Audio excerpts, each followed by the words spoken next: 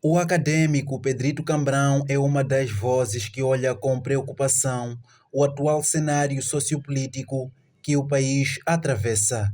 É lamentável num país que se diz democrático, num país que já foi exemplo de democracia depois de 16 anos de guerra fratricida, que continuemos a cometer os mesmos erros e que tem a CNE e o STAI como os piores atores deste processo. A quando das manifestações, segundo dados da polícia, pouco mais de 300 pessoas foram detidas. Houve mortes e vandalizações. Na visão de Pedrito Cambrão, a causa primeira de tudo isso tem que ver com as desigualdades e a falta de justiça social, apesar de o país possuir uma variedade de recursos. Muitos moçambicanos vivem do pão que o diabo amassou. Muitos moçambicanos vivem na selva, entre aspas, e poucos vivem a grande francesa. Então há uma insatisfação social, há uma pobreza crónica e em função disto, como diz um sociólogo, Ulrich Beck, vivemos nessa sociedade de incerteza do que vai acontecer amanhã e de risco global.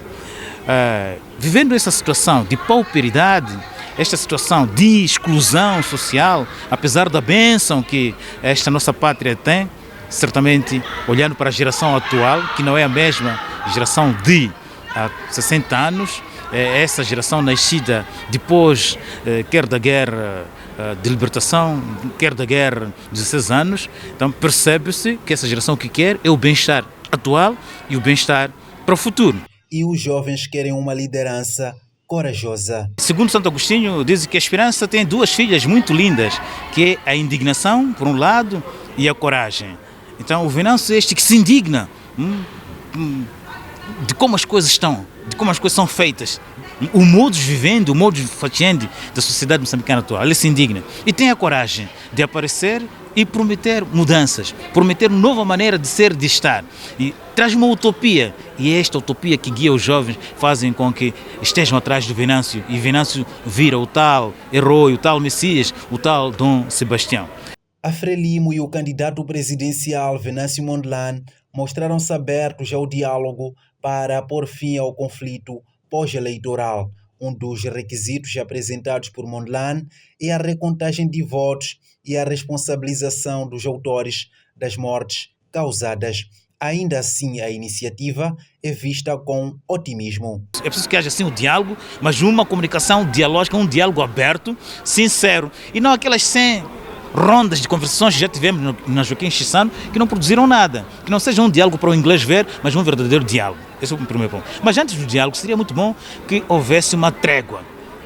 Trégua significa que as manifestações cessassem, e houvesse, e a cessação de manifestações não fosse sinal de derrota, mas sim sinal de reconhecimento que a vida é mais importante do que qualquer outra coisa, que os bens que nós temos devem ser salvaguardados.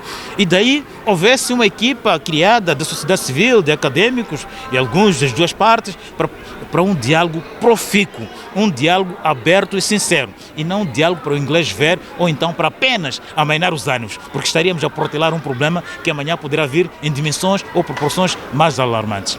Por outro lado, entende Cambrão que o país passa a ter uma oposição bastante forte. Enquanto Dhlakama era o tal líder que usava das armas para pressionar o governo, o Venâncio usa a sua retórica, usa a sua inteligência, usa o seu sofisma para se fazer valer, e tem toda esta camada juvenil que se quer afirmar, e ele vira a voz dos sem voz, ou Vox Populi, a voz daqueles que gostariam de fazer parte do processo da definição do país.